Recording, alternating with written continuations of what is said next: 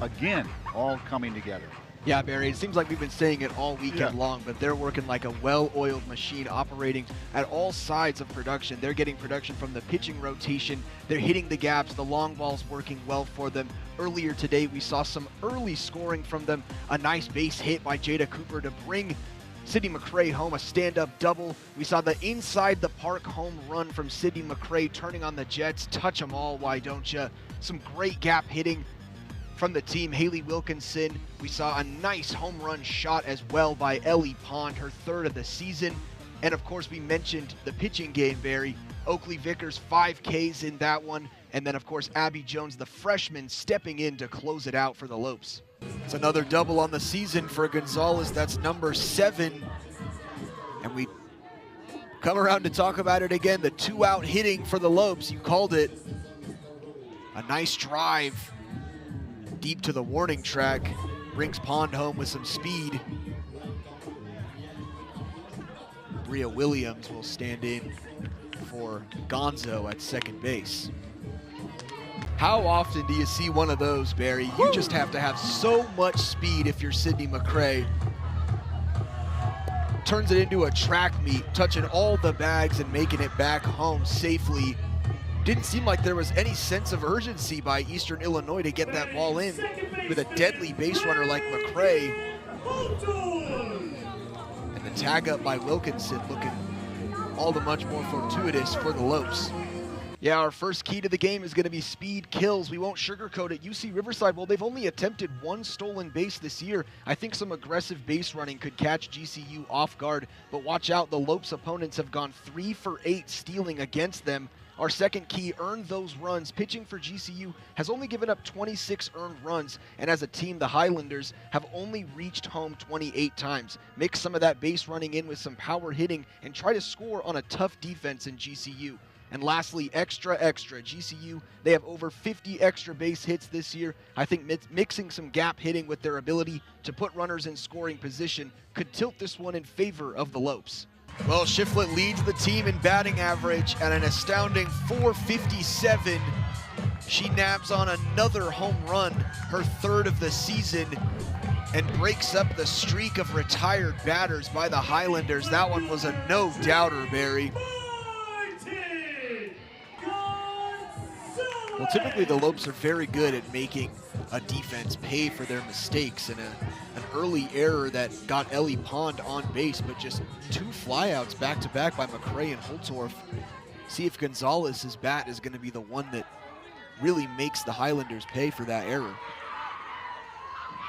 Well, Barry, a recipe for disaster for Riverside with how well the Lopes have been hitting with 2 outs and how well Jada Cooper can hit when there's runners in scoring position. She smacked that thing far to left field line, no doubt about it. Brings Bria Williams in, brings herself home, and the Lopes have a little bit more cushion now. It's almost like a broken record. This team just continues to do what they need to do to keep on winning games. 21 straight, that's quite the impressive start to the season. I mean, we've seen it all throughout these last couple weeks. They're a team that has dealt with some preseason injuries, some starters going down, and they have freshmen in the lineup, freshman pitchers in the rotation, and everybody is just working hard and working well. This team is off to a fantastic start, Barry. Time for our Global Credit Union Player of the Game. We go with the Lopes right fielder, Addison Shiflett. Yeah, Barry, this team was up 1-0 all the way until the bottom of the 4th. They needed a little bit more cushion, and once again with 2 outs, the Lopes hitting has just been fantastic. Shiflett with a bomb, her only hit of the game, a home run, able to touch home and increase the Lopes lead to 2. The Global Credit Union Player of the Game is Addison Shiflett. Yeah, Barry, Fritz gets the start today against this Riverside squad in the circle, and she's a part of this pitching rotation for the Lopes that coming into this weekend, they were the 3rd best when it comes to earned run average in the nation.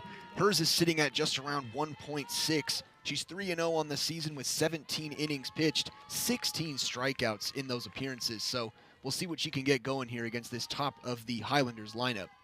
Yeah, Barry, they were tested, and it's got to do a lot for the confidence in the dugout. It was a well-oiled machine. All sides of the ball were working well for the Lopes. They got out to an early lead due to some good hits from Emily Gonzalez and Addison Shiflett, and they were getting the bats going hot early. Tinley Lucas, what a time for her first home run of the season. She sent a blast that led the team and continued to build that lead, but it wasn't safe for that long.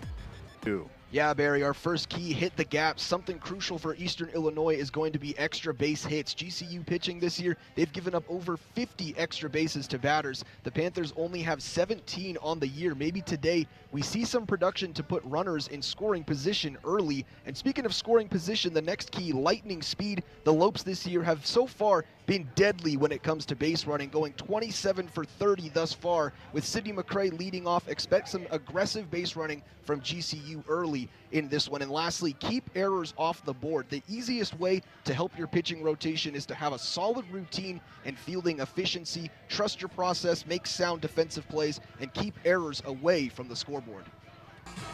8th run for the Lopes. It's Rueda's 8th collegiate run that she's been in to score. Been a busy weekend for Rueda. She got her first collegiate hit, first collegiate stolen base. And now the Lopes up 8-0. The danger for the Panthers, Barry, they could have the potential to get run ruled here if the bats aren't hot at the top of the 5th. Second double of the season for Wilkinson. Just found the sweet spot with that one right in between center and left fields. No better double than a stand-up double. And well, Barry, it looks like Alina Satcher might be gearing up to pinch hit right now. Yeah, and Barry, we talked about it last night that Coach Hayes loves using Vickers against lefty lineups. And well, this Eastern Illinois lineup is very lefty dominated, with 4 of the first 5 batters batting left-handed. So the advantage goes to Oakley when it comes to this start of the game. It's got to be unexpected yet expected for Coach Hayes and his staff to have a team that's rolling like the Lopes are right now with some preseason injuries. They've had some freshmen in the lineup, and everything's going well for them. Pitching, hitting, base running. It's exciting, and they have an exciting matchup coming up against a big Power 4 opponent. No doubt about it. They have circled this one on their calendars. The 11-4 Badgers, a Power 4 opponent. And for more on Wisconsin, we send it over to Taylor Wood. Yeah, Barry, our first key to the game is pitch perfect. Both of these teams have a very effective pitching rotation. Wisconsin, as a team, they have an ERA of 2.57. They've really eliminated their opponent's ability to get extra base hits, whereas GCU, well, they have 4 pitchers with earned run averages below 2. It's going to be a battle in the circle tonight. And our second key, load the bags. Both teams have been very productive hitting with runners in scoring position. I think the squads will want to get hitters on base early to open up the ability to steal, which leads us to our final key to the game, speed kills. These two teams love to open up opportunities to steal. GCU is 23 for 25 stealing the bags on the season, whereas Wisconsin is 15 for 22. I expect some speedy runners to do some damage in this one. Well, you think you're making a quick play to your first baseman, but it's hard to be quicker than Sydney McCray. She hits it like a track star going to first base, and in a blink of an eye, she's already on and likely looking to steal second. You got to be thinking in the pregame, they were discussing the danger that you mentioned Sydney McCray can cause, and in the back of Conger's mind, she was inching towards second, and it opened up a spot for that shot from Holtorf to go in and out of her glove.